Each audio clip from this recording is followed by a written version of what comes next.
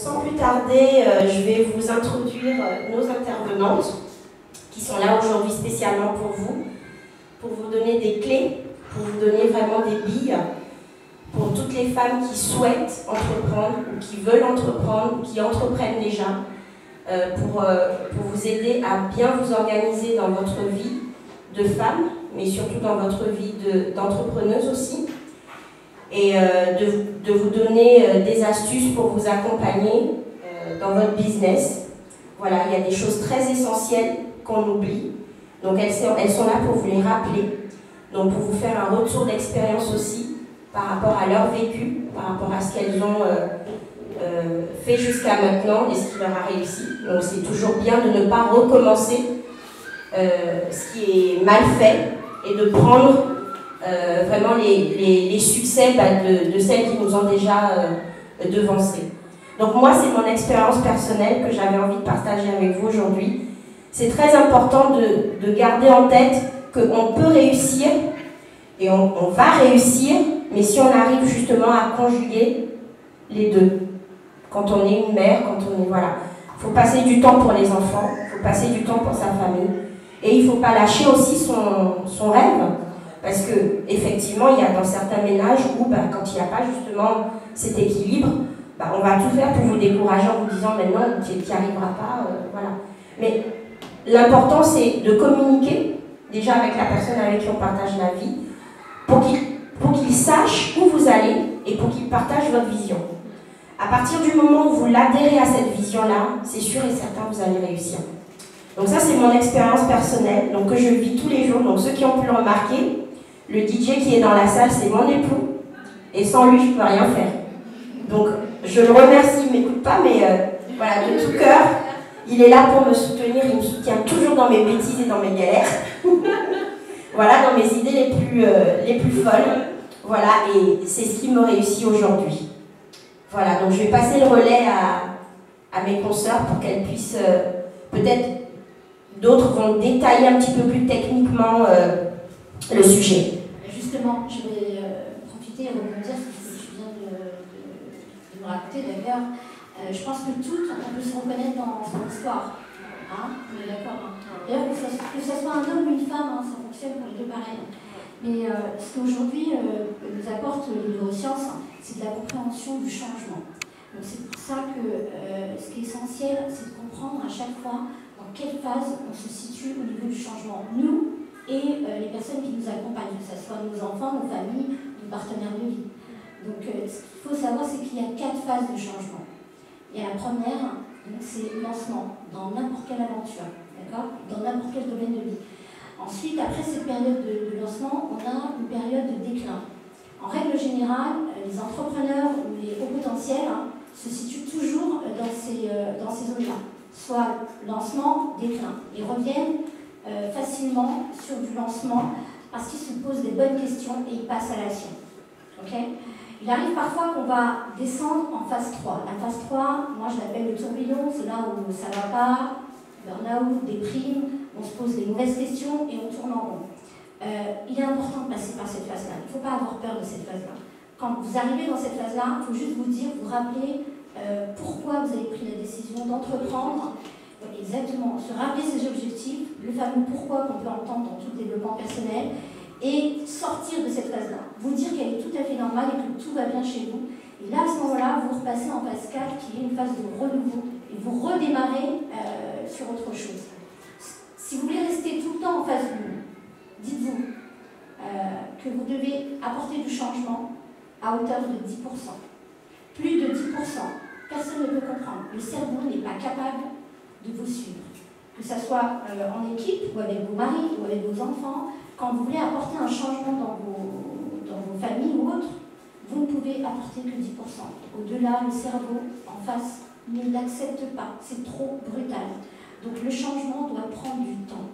Et ça, c'est la clé essentielle, c'est le temps. Il ne faut pas aller trop vite. On a tendance, l'être humain, ou la femme, je ne sais pas, à vouloir tout de suite. Le tout de suite, c'est l'échec tout de suite. D'accord? Il ne tarde pas, l'échec, il est derrière.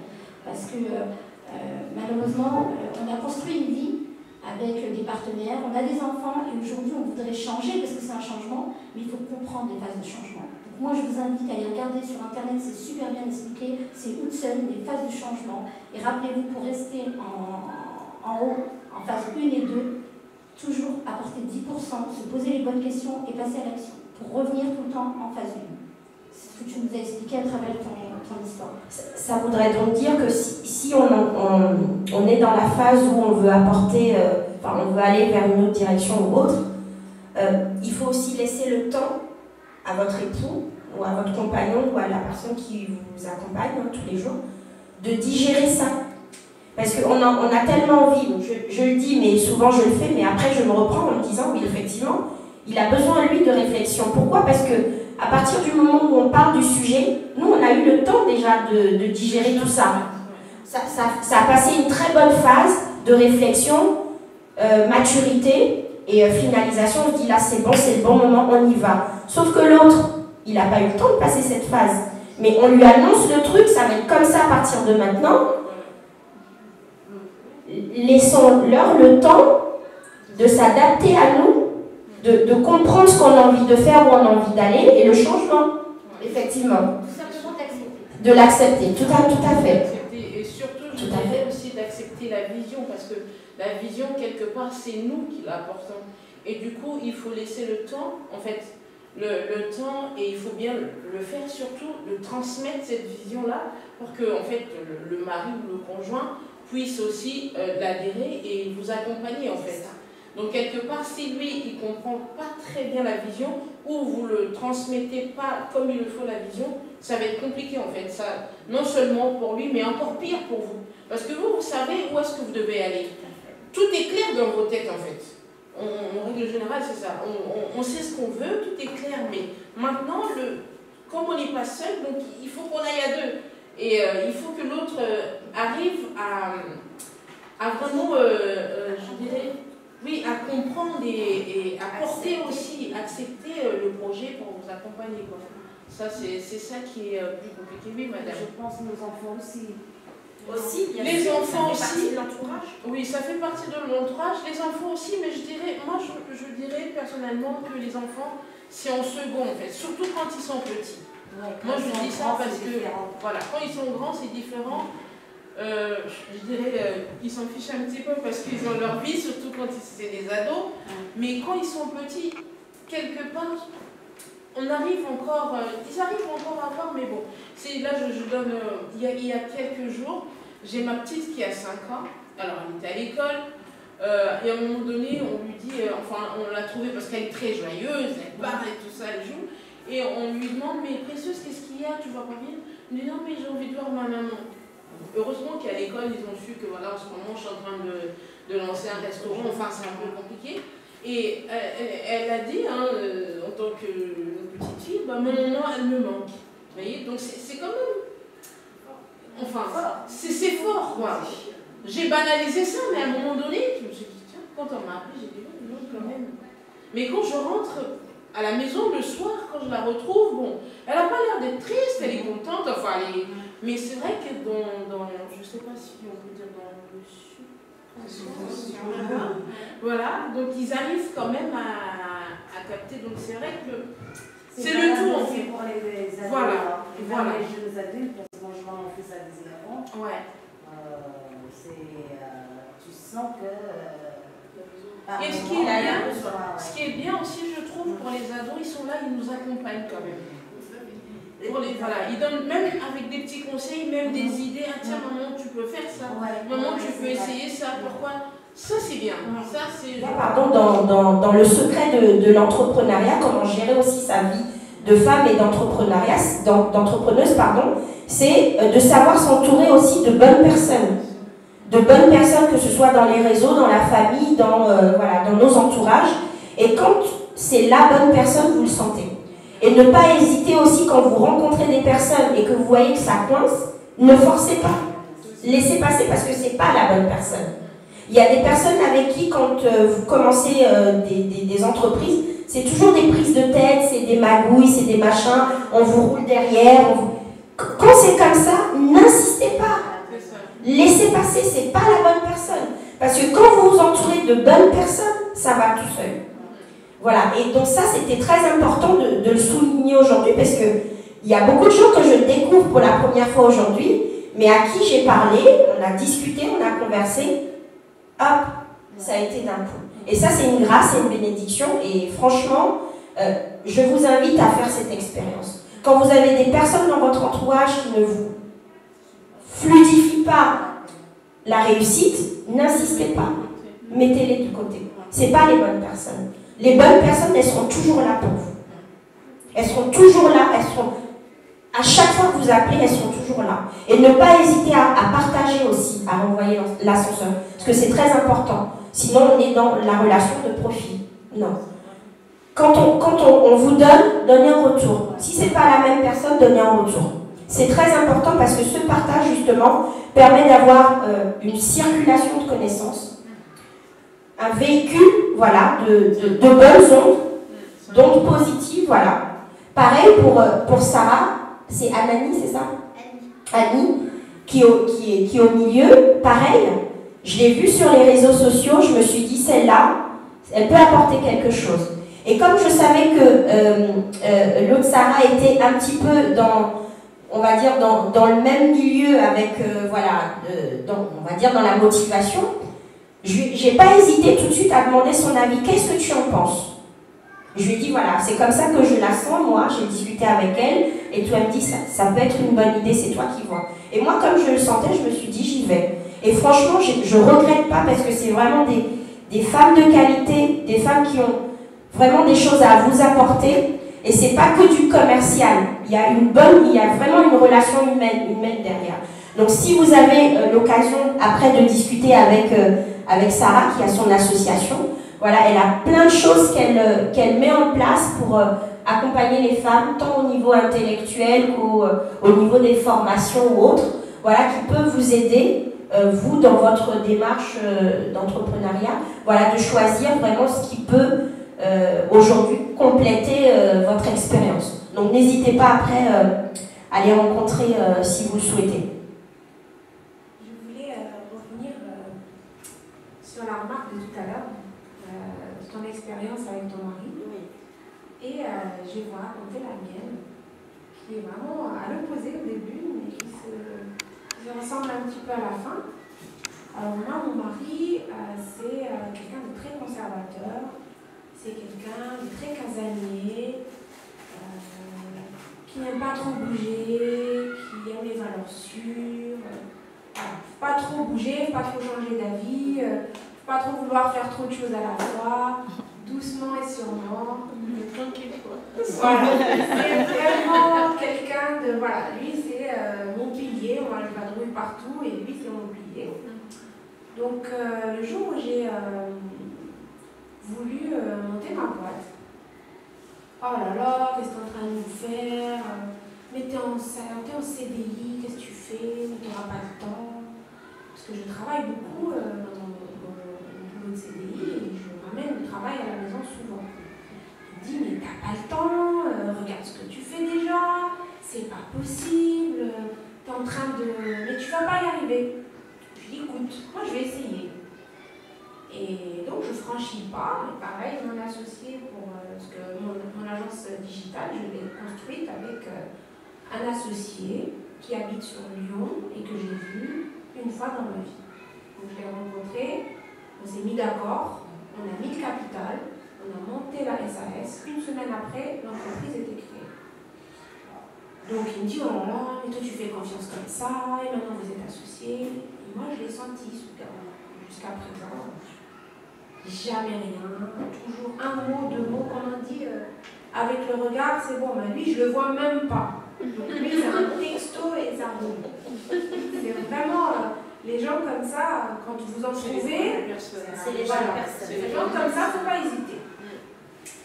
Et donc, je commence et du coup, je vais sur les réseaux sociaux, pareil, par peur, par crainte pour mon CDI, par crainte pour ma famille, parce que je suis maman de famille nombreuse, ma place est à la maison, déjà que je ne suis pas à temps partiel, c'est déjà choquant pour certains, alors si en plus je me lance dans une nouvelle activité, voilà quoi.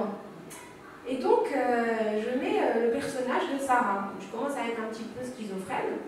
Et donc, j'ouvre la brèche, j'ouvre un compte Facebook, moi qui n'avais jamais entendu parler de Facebook avant, donc il y a presque 2 ans, j'ouvre un compte Facebook. Je crée la page de la société, mon compte Facebook, soi-disant pro, mais je me laisse prendre au jeu, je commence à connaître les gens, je commence à tourner un petit peu, rencontrer les gens et tout. Et pour développer mon entreprise, eh ben, je rencontre tous les problèmes de tout le monde, quoi. Donc, comment se faire connaître, comment rencontrer du monde, comment ne pas se faire arnaquer, comment, voilà. Donc, je commence à me poser des questions comme ça, je commence à aller sur les after-work, j'ai découvert ce terme. Donc, même quand on boit pas d'alcool, on peut faire un apéro, donc moi je ne savais pas, j'ai fait ça. Voilà, donc j'ai pris le train, c'était compliqué, je me trompe, d'ailleurs jusqu'à présent je me trompe, parce que moi j'habite dans le 91, je travaille à 3 km de chez moi. Bon, c'est moi qui l'ai cherché, hein. J'ai déménagé pour m'installer à côté, parce que je sais que je ne sais pas trop conduire et je suis compliquée sur les transports. Et donc, je commence à sortir, et mon mari commence à me dire oh, tu commences à sortir, c'est compliqué, tu passes beaucoup de temps sur ton téléphone, c'est pire qu'avant. Et donc, les enfants commencent à faire des petites blagues. Oh, maman, elle est encore sur son téléphone, maman, elle envoie encore un texto. Et donc, petit à petit, je lui dis écoute, moi j'en ai marre, je fais des after-work dans le 93 alors que j'habite dans le 91. En plus, j'ai peur la nuit, je sors de l'afterwork à 22h, je suis plombée là-bas jusqu'à ce qu'il y ait quelqu'un qui me raccompagne, je pleure, j'ai peur. Et donc je me dis, maintenant je vais la faire cette association, mais à côté de chez moi. Comme ça, je fais mon afterwork à côté de chez moi. Et je rentre chez moi, et puis là, il y a mon mari. Quoi? Tu veux faire une association? Mais t'en as pas marre, mais comment tu vas faire? Moi, je te préviens, je viens pas te chercher à la gare. Et il y a de la paperasse, et toi, t'aimes pas la paperasse. Et tu vas être constamment au téléphone, mais tu m'as dit que t'aimes pas la politique, et les associations, c'est super politique. Et donc, moi, je fonce, et tout comme il me voit, en plus, il regarde souvent les lives, parce que je fais des lives sur Facebook, oh là là, mais pourquoi tu fais comme ça? Mais on voit que ton nez, quand tu regardes de ce côté. C'est vraiment... Et là, je lui dis, mais bon, sans me bloquer ni quoi que ce soit, mais franchement, encourageant. Et la dernière fois, je l'entends parler avec son collègue, et il était en train de lui dire, mais il ne savait pas que j'étais là. Il était en train de lui dire, ah non, mais oui, ma femme, elle est entrepreneur. Ah oui. Ah oui. Il était fier. Elle a pris la campagne, oui, bah, la dernière, elle a 3 ans. Hein. Mais en plus, c'est elle qui l'emmène le matin, oui. Et puis je l'entendais parler.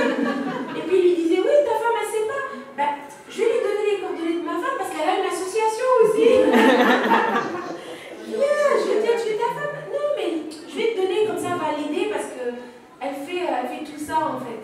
En fait, ce que je voulais vous dire, c'est que quand vous voulez faire quelque chose, vous avez envie de le faire, allez-y. C'est pas de la drogue, c'est pas un truc illicite ni un truc illégal. Allez-y. Si ça vous plaît pas, vous vous en sortez pas, raccrochez, passez à autre chose. On va dire, il n'y a rien qui, à part le contrat de mariage, mais il n'y a rien qui vous lie ad vitam aeternam, et encore même pas le mariage. Il n'y a rien qui nous lie ici avec quelqu'un ou quelque chose. Donc, si vous avez envie de faire quelque chose, ne restez pas éternellement porteur de projet. Passez à l'action. Une fois que vous êtes passé à l'action, ça ne vous convient pas, jetez-le, faites autre chose. Et donc, ne vous réveillez pas à 60 ans en disant « Ah, j'aurais bien aimé faire. Ah, mon fils, t'as envie de faire. Ah, mais moi, à ton âge. » Non, faites maintenant. Faites maintenant. Après, vous allez être tranquille. Voilà. Donc, voilà la conciliation. Merci pour ton intervention. Laissez la tentative de conciliation. Quand vous êtes à la maison, vous êtes à fond. Quand vous devez changer les mômes, les doucher, les préparer, leur préparer à manger et tout, mais vous êtes à fond. Il n'y a pas Il n'y a rien qui... Vous êtes toujours à fond, vous faites tout à fond. Vous aimez ce que vous faites et ça se voit. Donc c'est ça la conciliation. Quand vous voyez votre fils pleurer, qu'il est triste, vous êtes triste, vous pleurez avec. C'est ça la conciliation. C'est ça. Les gens qui sont débranchés de la vraie vie, c'est les gens qui ne rentrent pas du tout à la maison, c'est les gens qui ne voient pas leur môme grandir, c'est les gens qui décrochent de leur vie. Donc même si privilégier la qualité, pas la quantité, privilégier la qualité. Quand vous êtes avec les enfants, avec la belle-mère, avec le mari, quel que soit le moment que vous passez, mettez les deux pieds, rentrez à fond. Et maintenant, vous vivez tout à fond. Même si vous avez vécu, on ne sait pas combien on va vivre. Hein? Demain, on va traverser, on ne sait pas ce qui va nous arriver. On ne sait pas ce qui va nous arriver. Mais à chaque fois que vous faites quelque chose, vous êtes à fond, à 100%. À votre avis, qu'est-ce qui lui est arrivé? Parce que là, c'est les émotions. Il était dans la phase de changement. Il était certainement dans la phase de changement, mais surtout, il y a ses émotions. Mais qu'est-ce que tu vas faire? Mais t'es complètement folle. Il a peur, bravo. Mais avant la peur, il y a autre chose. Il est choqué. Il dit, mais comment on va faire? Elle va s'occuper de moi, ses enfants. Le changement, le boulot. Non, c'est une peur. T'as raison. Mais avant la peur, il y a le choc. Et peut-être aussi le dégoût. Et seulement après, on parle de la peur. Et là, on pourrait lui poser la question. Je voudrais lui poser la question de quoi il a eu peur quand tu lui as annoncé justement ce changement-là. Voilà. Et à chaque fois, en tout cas, dites-vous une chose, c'est quand la personne réagit mal en face, c'est qu'elle est choquée d'abord. Ensuite, elle est dégoûtée et elle cache une peur. C'est la règle des émotions. D'accord? Je suis choquée, dégoûtée, parce que je cache une peur. Voilà. Je ne sais pas si vous voulez rebondir. Moi, j'aimerais bien rebondir sur l'expérience de Sarah parce que là, ici, il y a quand même deux choses qui ressortent. C'est vrai que d'un premier abord, il n'était pas du tout partant et tout, mais au fil du temps, il a vu comment elle s'est débrouillée. Elle s'est démenée, elle s'est investie finalement. Donc c'est ça aussi quand on a du mal au début à faire partager sa vision ou à faire accepter sa vision. C'est de se dire, on est convaincu par quelque chose, il faut y aller. Il faut se donner tous les moyens, il faut se donner toutes les chances d'y arriver. Parce que quand vous allez réussir justement ce projet, là vous prouvez que, vous avez eu raison de choisir ce projet, mais surtout vous êtes capable de le faire.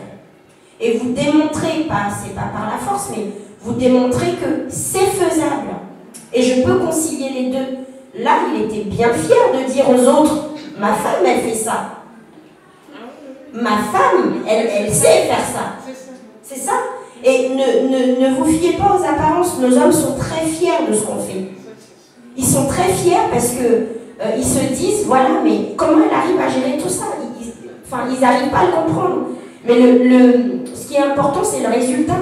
Est-ce qu'on arrive à le faire avec de la qualité? Pas au détriment des enfants, pas au détriment du mari, pas au détriment de sa vie de famille. Quand on est fatigué, on arrête. On se repose et on reprend. Il ne faut pas avoir peur de l'échec. Quand on n'y arrive pas, c'est pas grave. C'était une phase. Peut-être qu'on a perdu des pépettes, mais c'est pas grave. On rebondit, parce que là, je n'ai pas bien saisi le bon bout. C'était pas comme ça qu'il fallait le faire, donc c'est l'échec. Mais c'est pas grave. On reprend ce qu'on a commencé, on le remodèle différemment, ou soit on se fait aider, on se fait accompagner, mais on retente la chance. Ce qui est important, c'est de se mettre à fond dedans, parce que quand vous allez vous mettre à fond dedans, la réussite, elle sera au bout. Et quand la réussite, elle est au bout, forcément, ceux qui vous entourent pourront mieux vous encourager, parce qu'ils voient les difficultés que vous traversez malgré tout. Ils le savent. Et moi, pour rebondir à ce que Sarah a dit tout à l'heure, moi j'avais une petite anecdote aussi comme ça, quand on était sur un projet immobilier, mon mari et moi, c'était tellement compliqué, mais sauf que ce qu'on appelle compliqué, moi je ne connais pas. Enfin, c'est pas dans mon vocabulaire, c'est impossible n'est pas dans mon vocabulaire, voilà. De me dire c'est pas possible, non. Quelle que soit la difficulté. Et ça, c'est parce que j'ai aussi la foi que je vais y arriver, que j'aurai un soutien, divin ou pas. En tout cas, le mien, il est divin, mais je vais y arriver jusqu'au bout. Et de me dire, je me donne tous les moyens vraiment d'y arriver.